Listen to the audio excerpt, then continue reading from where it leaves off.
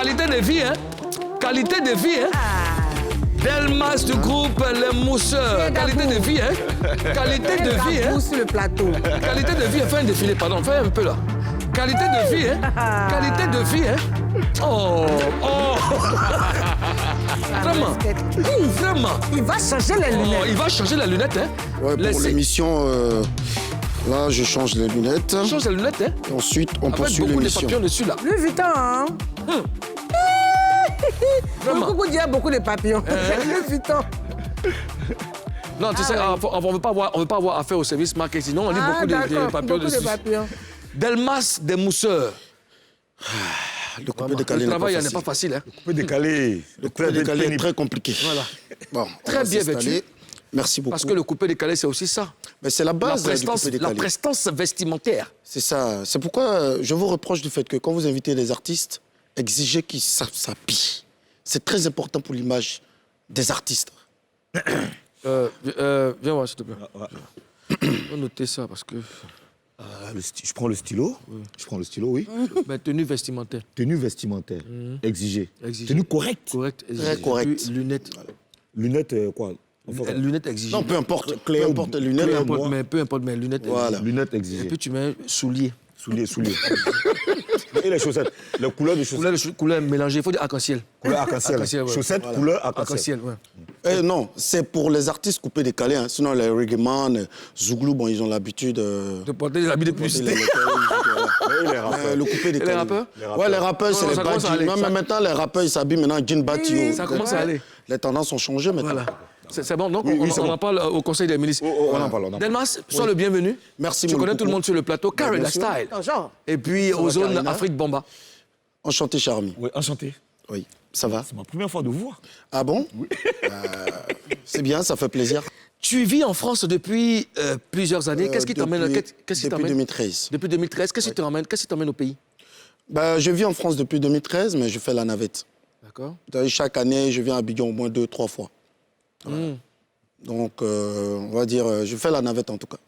Mais pour faire la navette, là, Karina, tu sais que tu as papo? Mais comment tu vois ça? Oui, j'ai un bon papo même. Basse. Elle est J'ai un basse. bon baisse. Il n'y a pas de problème avec ça. Gigi. Gigi Yaouli. D'accord. Voilà. Et enfin, si ce n'est pas indiscret, quelle activité tu exerces En France, je suis agent de sécurité.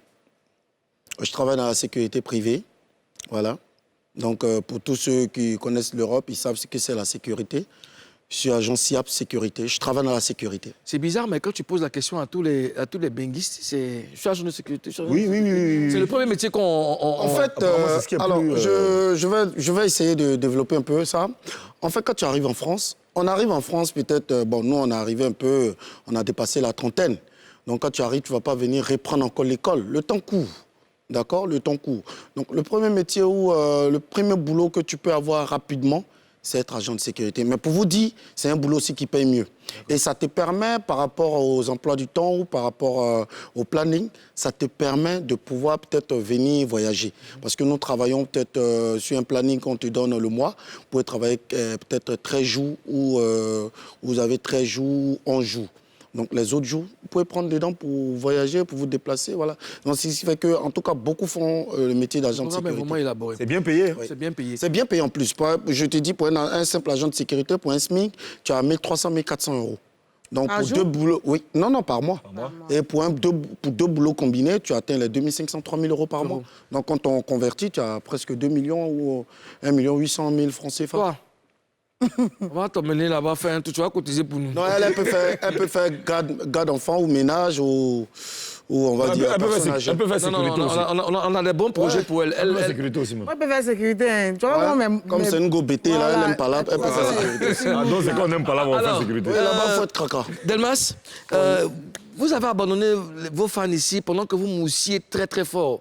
Mais qu'est-ce qui vous amène en France? Qu'est-ce qui vous amène à vivre en France? Alors, on n'a pas abandonné nos fans. Dis-toi que quand on est sorti en 2007, plus précisément le 6 mai 2007, quand on a fait sortir notre premier single Fatigué, Fatigué. Après, ça en est suivi avec quelques singles. Après, on a fait un album qui a été produit par Kemos Productions, au passage avec à sa tête Aïsé Lafontaine, qui a produit cet album, qui était sorti à King Production. Et quelques temps après, en 2009, Diddy Stone est parti en France. Et je suis resté avec Guizo, père à son âme, à Abidjan. Et comme tu le sais, on avait nos bars, donc on était tranquille. Bon, on était plus préoccupé par les affaires que la carrière. Mais entre autres, en 2011, on a fait sortir Trémo Trémo, qui a bien cartonné également.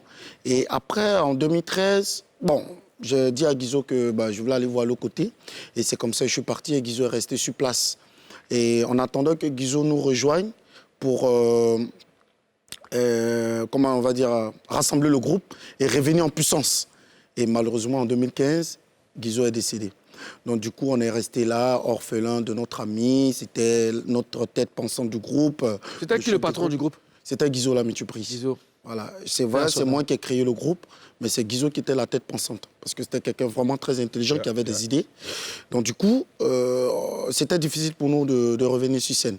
Et il n'y a pas longtemps, on va dire il y a 2 ans à peine, après le confinement, Didi Son et moi, on a jugé bon de revenir sur scène. Sur Tatami. Et on est venu d'abord avec Faux Moulé, la dernière en date qui est le Kuitabala.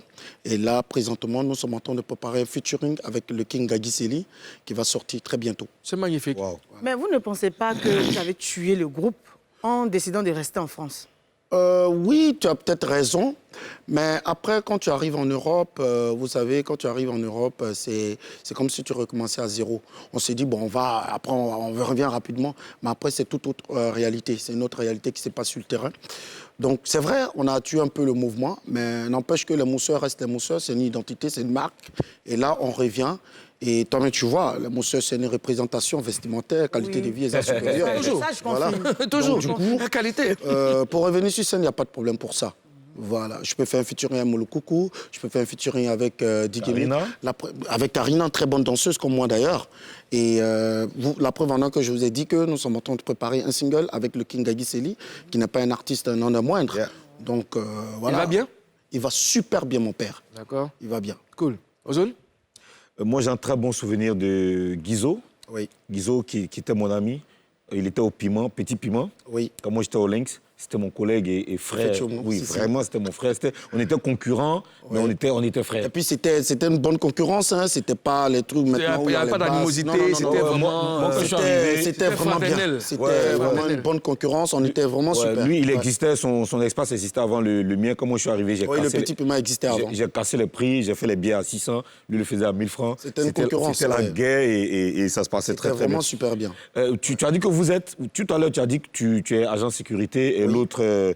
Didi Stone, il travaille dans comment on va dire ça? L'humanitaire? Dans l'humanitaire. C'est-à-dire, il travaille dans le social. Dans le social? En gros. Voilà. Okay. Vous vous en sortez bien, donc? Super.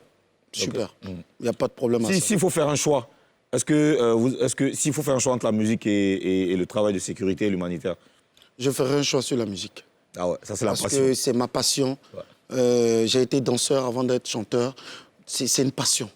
J'aime la musique. C'est une passion, mais est-ce que ça paye plus que l'autre? Avant, non, avant, c'était un peu dur. Les cachets n'étaient pas trop ça.